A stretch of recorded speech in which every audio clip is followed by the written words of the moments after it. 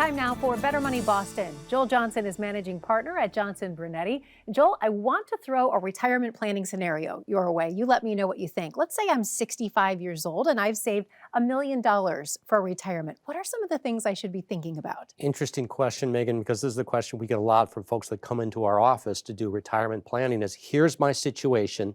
What should I be thinking about, or how am I doing compared to other people? So you're 65 years old. You have $1 million saved for retirement.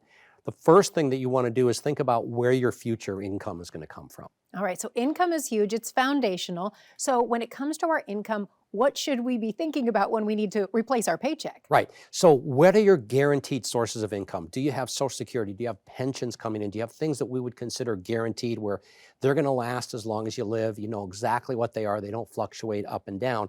And then secondly, then you want to look at analyzing your investments, those things that need to make up for that shortfall if the guaranteed sources of income don't cover all your needs and wants. Should I be thinking about estate planning and legacy planning here? Sure, it's really important that if you don't run out of money before you die, if you leave something behind, that you can decide where that goes. Does it follow your values? If you want to leave money, behind to whether it's kids, charities, and so on, you want to make sure that that lines up with your values. So if you're not going to spend all the money, figure out where it's going to go. You have to have a plan. Okay, and if I have $1 million in my savings account for retirement, I can't just treat that account like a giant ATM, right? I have to have an order, a way to withdraw those monies. How do I do that? That's correct. So you want to think of that $1 million as one big pot of money, but it should be divided up into different pieces, and you're going to spend different pieces differently. So you might have one piece where you take a consistent monthly income from. You might have another piece where you tap into it from time to time.